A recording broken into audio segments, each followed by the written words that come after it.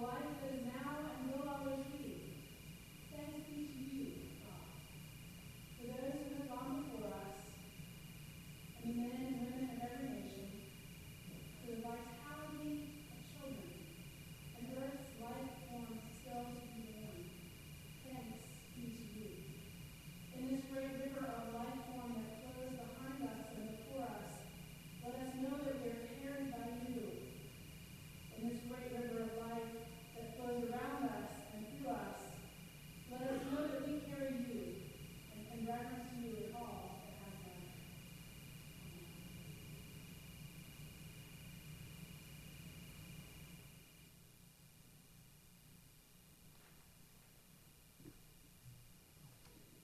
The journey of life.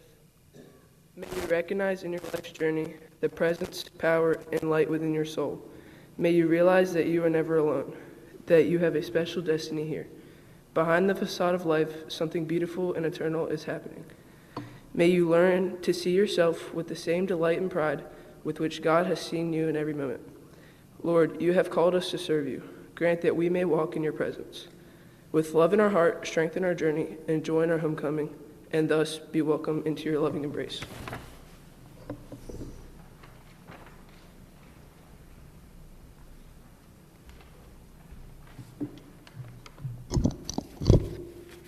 Ecclesiastes chapter 3, verses 1 through 8. To everything there is a season, and a time to every purpose under the heaven, a time to be born, and a time to die, a time to plant, and a time to pluck up that which is planted, a time to kill, and a time to heal, a time to break down, and a time to build up, a time to weep, and a time to laugh, a time to mourn, and a time to dance, a time to cast away stones, and a time to gather stones together, a time to embrace, and a time to refrain from embracing, a time to get, and a time to lose, a time to keep, and a time to cast away, a time to rend, and a time to sow, a time to keep silence, and a time to speak, a time to love, and a time to hate, a time of war, and a time of peace.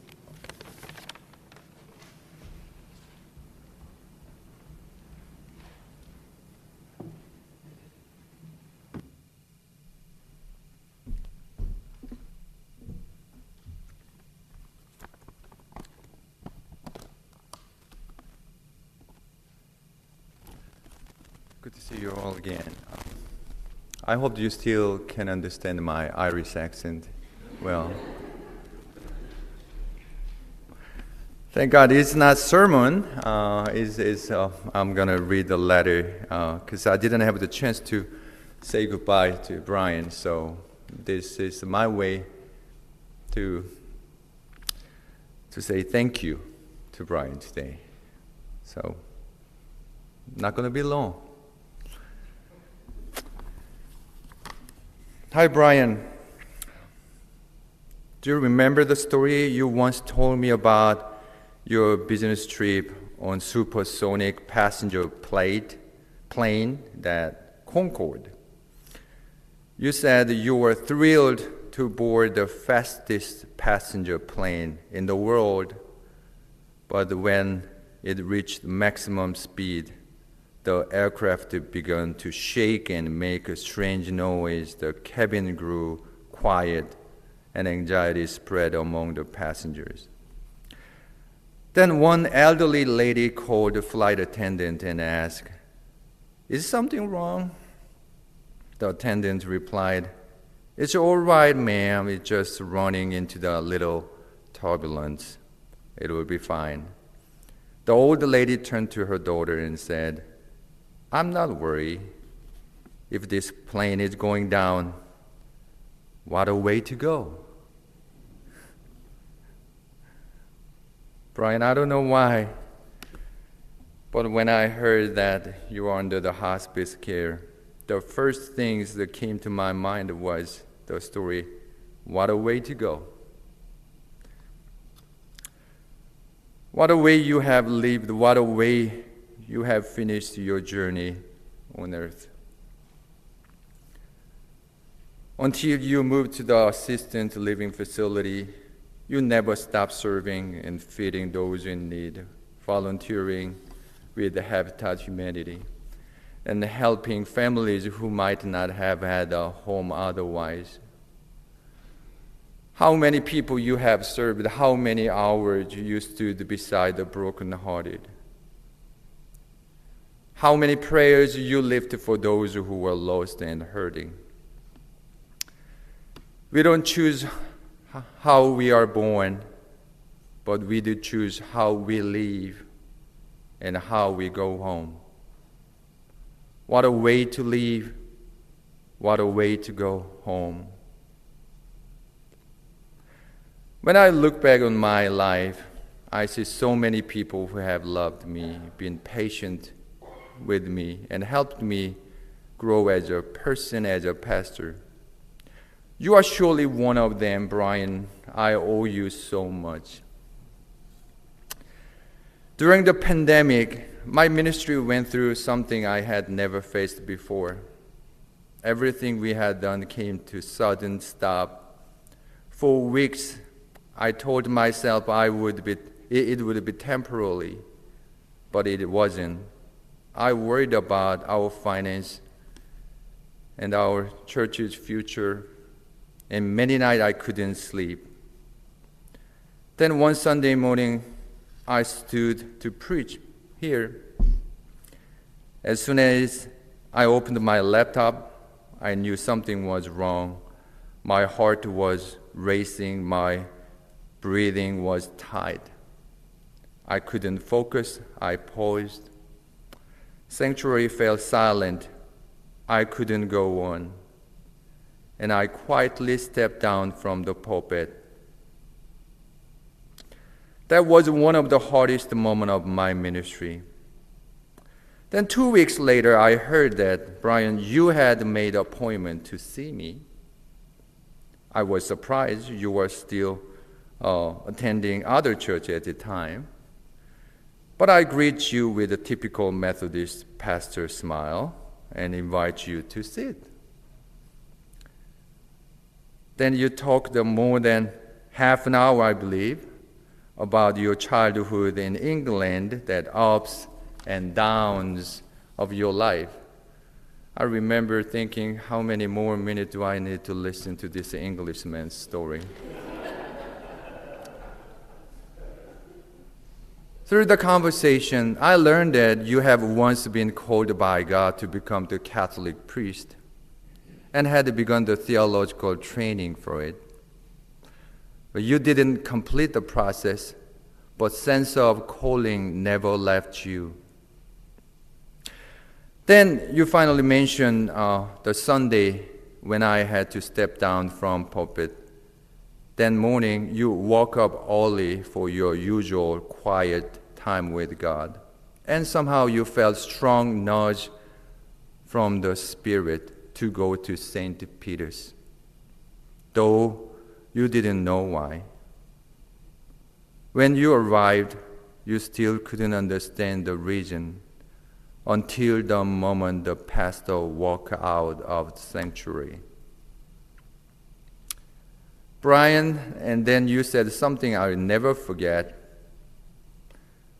Yoon, God loves you and know what you are going through. God sent me to remind you of that. I was speechless. If I had not received that affirmation, my life and my ministry might have turned out very differently. Brian, thank you for coming to my office that morning.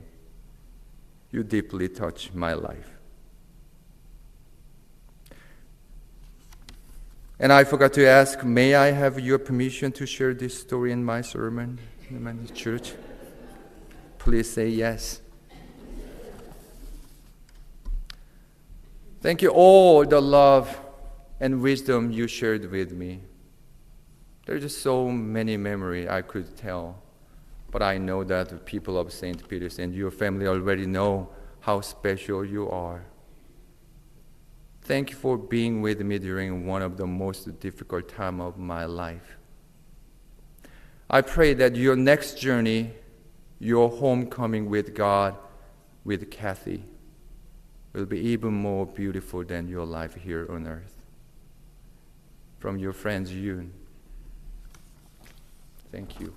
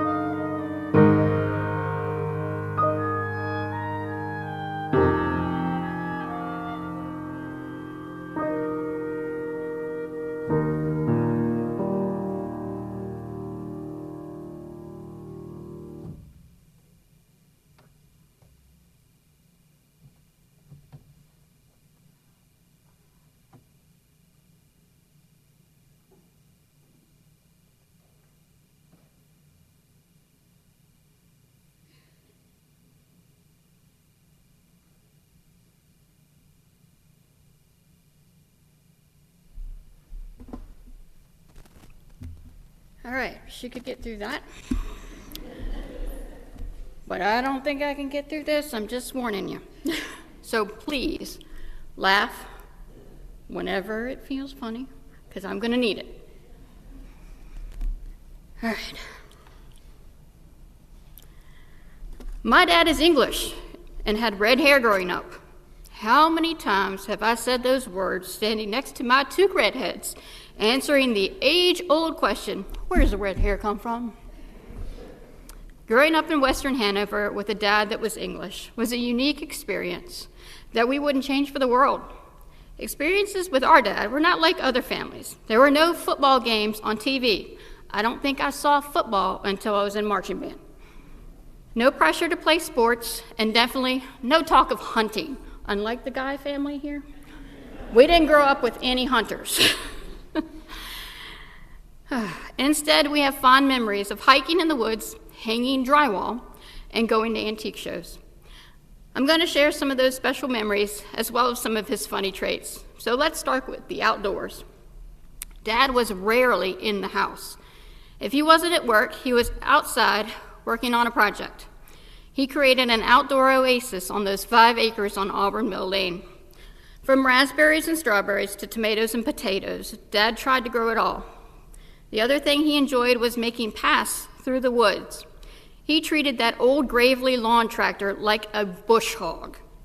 I can remember the concern on Mom's face when we would hear him out in the woods mowing down a new section of trail, and the terrible sounds as he tried to mow down a small tree with a lawn tractor. In his retirement years, he created a gravel Zen walk through the woods, including places to sit and meditate, along with a foxy trail at their new house that the kids enjoyed sharing with him. He loved being in nature and listening to God's creations. So next, let's talk about Dad's construction experience, or lack thereof. Dad never met a construction project that he wouldn't attempt to tackle, the right or the wrong way, equipped with only this giant big yellow book of home repair, which some of y'all might remember, and a couple of friends on speed dial, just in case. He became a weekend plumber, electrician, and framer. One of his first projects I can remember was building our first playhouse in 1979, complete with working windows and a front door. What do you mean, first playhouse? Well, 2 years later, a huge storm took a tree right through it. 2 years we had that. Well, that's not acceptable, and Dad spent the whole next summer rebuilding that same playhouse with a couple of extras. As if projects around the house were not enough, in 1983, when we were 8 and 5, our parents bought an old country store in the mountains of Madison County. They would spend countless weekends and summer weeks there throughout the next 20 years working on the house while we explored the outdoors. Some memories from that time are hanging drywall on the ceiling, with Liz and I standing under giant 2x4 T-bars, prompting, "Don't move," while they nailed the sheets in above our heads. It was a little scary. After this first attempt at drywall, Dad made the wise decision that professionals would probably do this a lot better and a lot faster and a lot safer. So after that, I think he contracted out most of the drywall work. The second memory I have from that mountain house is finding interesting things buried in the walls and the crawl spaces of this very old house. As an 8-year-old tomboy, I thought mummified mice and other rodents were so cool. So I proceeded to put them in a bag and take them to school for show and tell. The teachers, they didn't really feel the same way, and I think my parents got a phone call for that. We spent lots of family time hiking the trails of the Blue Ridge Parkway when not working on the house. Later in life, in 2001, Mom and Dad bought the house directly across the street, right there, which we spent countless weekends renovating. And without one permit, we gutted, changed all the plumbing, all the electrical, and I spent 10 wonderful years living in that house, and we welcomed our first child there. Could you imagine nowadays what construction Dad could get into if he had YouTube?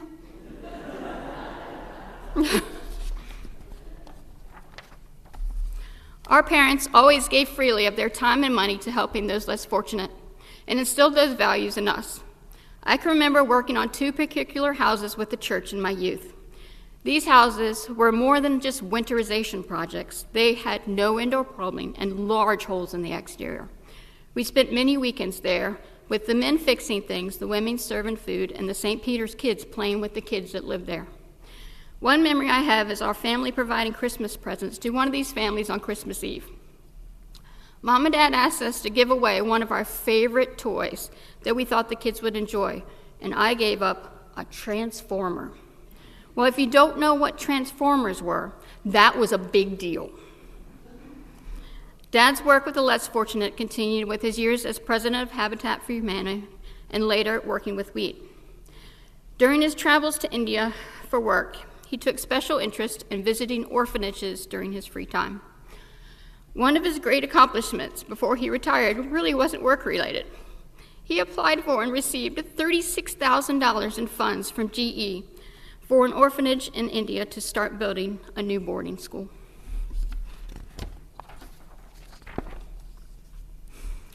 Travel was always a huge part of our family, with grandparents living in Alabama and England.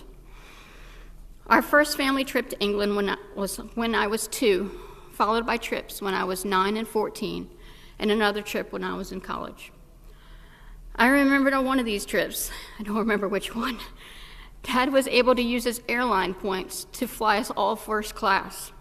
Being a frequent flyer now, I can imagine the fear on those other first-class travelers' faces, seeing 2 kids next to them for an 8-hour flight.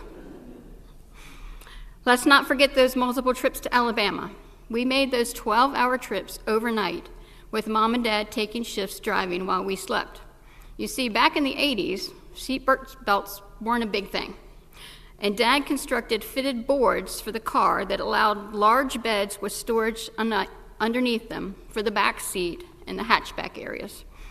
Thanks to Dad, we climbed into our pajamas, went to bed, and we arrived in Alabama fully rested for my grandparents to entertain us while they both slept. Travel was a big part of Dad's work, especially in his later working years. During his early travel, my sister and I would always anticipate his return to see what treasures were hidden in his bags. We'd hug Dad and go, "Okay, let's open the suitcases. What you got?" Trips to India later always brought back some interesting and unique gifts that we still treasure today. It's no secret that Dad had a bit of an antique problem. If you've never been to their house, you know this. He accumulated quite a collection over the years, including pewter, brass candlesticks, bells, one of which always called us in from the river, "Hey, it's time to eat, come on back," and numerous other large and small treasures, each one with a story of what it was and where he got it. Now, back in our early childhood, we hated being dragged around to yard sales and antique shows. But as we became teenagers and later adults, we learned to treasure those moments with just our dad. We learned how to spot a true antique and how to bargain. We got so embarrassed when Dad would always say to the seller, "How much do you want for that dollar so-and-so?" when it was marked like $50. "Come on, Dad, really?"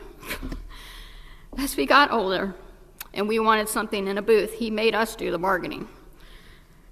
We frequently went with him to a show at the fairgrounds where there was always this lady who sold homemade fudge in her booth.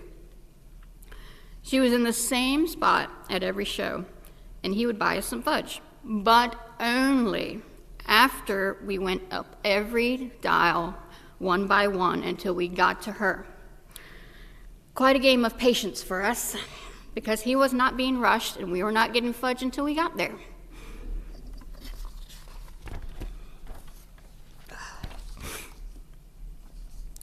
So, who else in the audience put on silly paper hats while sitting down to a Christmas meal? Look at all these hands over here. Well, thanks to my English dad, that was a tradition in our house. We grew up with Christmas crackers, which we cracked just before eating. Each included a terrible English joke, a cheesy prize, and those awful paper hats, which we all love so much. We did this while sitting around a table full of Southern cooking with Dad's in-laws, who were never a fan of having to wear these silly paper hats throughout the entire meal. Can you imagine, Southern grandparents sitting and wearing these paper hats? They hated it, but they put up with it. Dad had his own set of cooking skills. He prepared a full lunch after church every Sunday. One of his favorites was a pot roast with carrots and onions, roasted potatoes, and English Yorkshire puddings, which we all called Yorkies. He also loved making English trifle for dessert, which was also one of our favorites. But instead of pound cake, he put in Twinkies. Why not? Come on. It wasn't until we were almost adults that we found out there was a major food that we had missed out during our childhood. Steak. You see, every Saturday night was date night in our house. Mom and Dad would grill a steak or fish and eat by themselves while we ate our special Douglas plate in front of the TV in the other room. What, you've never heard of a Douglas plate? Are you kidding? Well, it's quite a delicacy, you see. It's made up of slices of toast, some fruit, some cheese slices, and other random things left over in the refrigerator. Beautifully arranged on a plate, almost a predecessor to today's charcuterie boards. I mean, it was beautiful. We had little toast soldiers coming up. We thought it was the best meal of the week, and they were just cleaning out the fridge.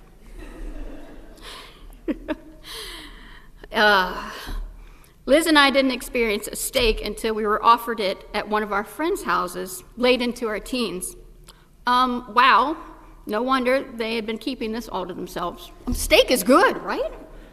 Didn't have one till I was about 17. I think Liz is about the same age. Some of Dad's other favorites were oatmeal cookies with a cup of tea or a glass of wine, but not those fancy, expensive wines. No.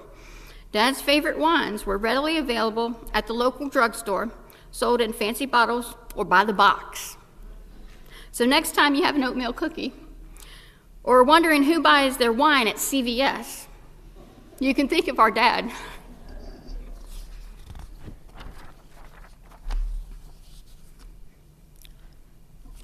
We can't remember Dad without mentioning the foxes. I don't know when he started collecting foxes, but I can't remember a time they weren't in our house.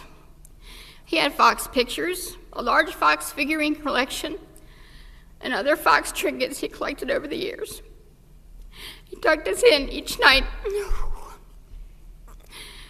with a stuffed fox puppet that had a squeaker on top of his head that we would hit twice, and Dad would go, "Dee-dee!"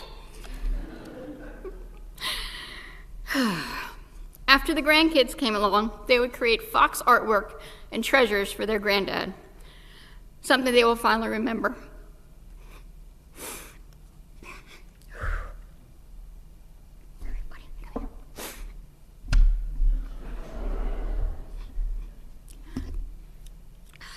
Deep breaths. When Mom got sick, she was comforted by one of Dad's stuffed foxes, which Dad continued to talk to and find comfort in after she'd passed. Dad gave Liz and I the same stuffed fox with part of Mom's necklace as a remembrance of her. Foxes will always make us think fondly of our dad for the rest of our lives. I wear a favorite necklace now with a fox and a hummingbird that keeps my parents close to my heart on days when I miss them most. Dad had so many wonderful traits that will live on in our memories forever. He left us with letters he wrote to us at all our major milestones, as well as his written memoirs of his childhood. Mom and Dad invested time into writing their life story together so it would live on well after they were gone. We'll cherish these written memories and the memories we keep in our hearts. Love you, Dad. He's going with me.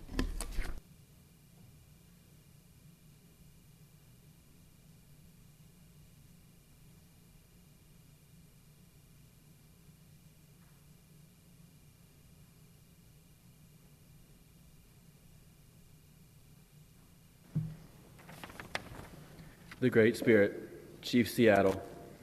Great Spirit of light, come to me of the east with the power of the rising sun. Let there be light in my words, let there be light on my path that I walk. Let me remember always that you give the gift of a new day, and never let me be burdened with sorrow by not starting over again. Great Spirit of love, come to me with the power of the north. Make me courageous when the cold wind falls upon me. Give me strength and endurance for everything that is harsh, everything that hurts, everything that makes me squint. Let me move through life, ready to take on what comes from the north.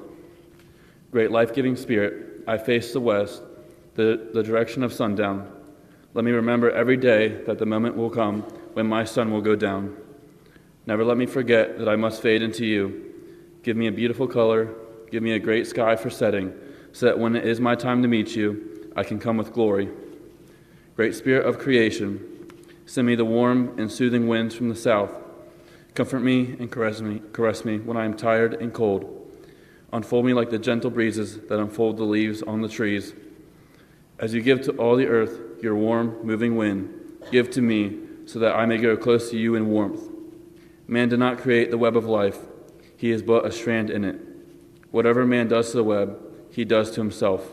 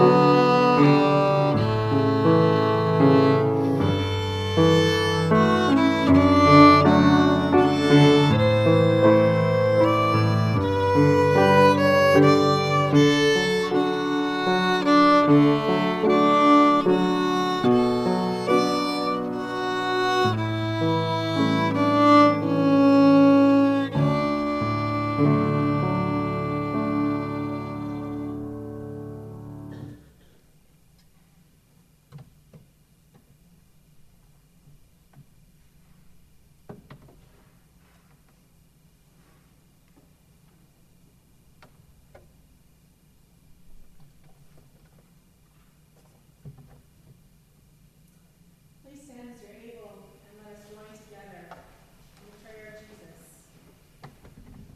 Lord, with you. Also with you. Let us pray.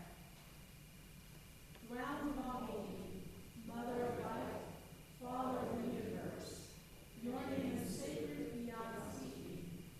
May we know your presence. May your longings be our longings in heart and in action. May there be food for the human family today, and for the whole earth community. Forgive us the falseness of what we have done, as we forgive those who are untrue to us. Do not forsake us in our time of conflict, but lead us into new beginnings. For the light of life, the vitality of life, and the glory of life are yours now and forever. Amen.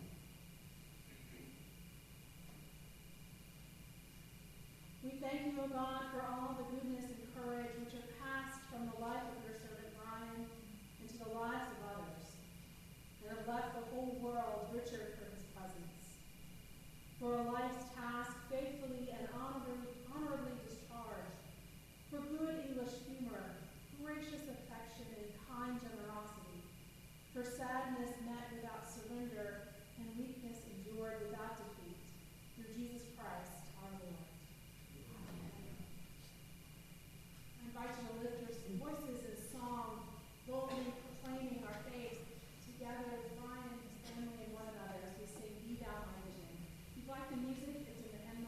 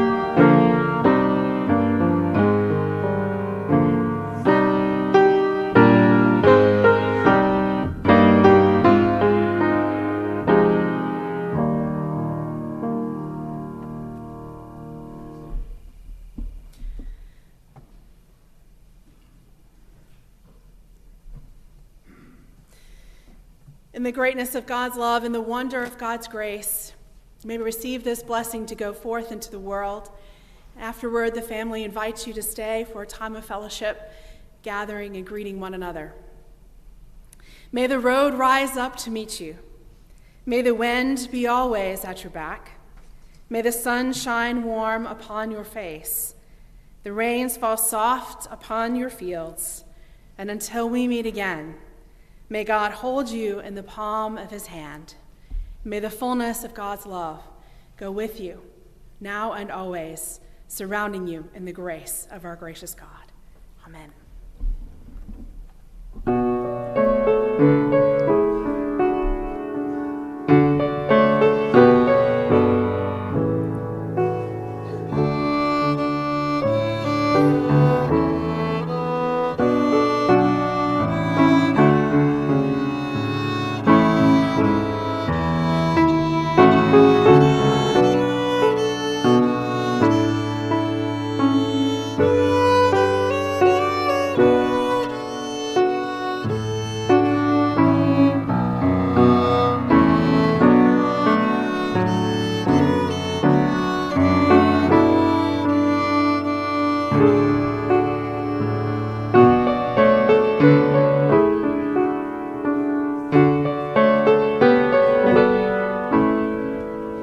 Thank you.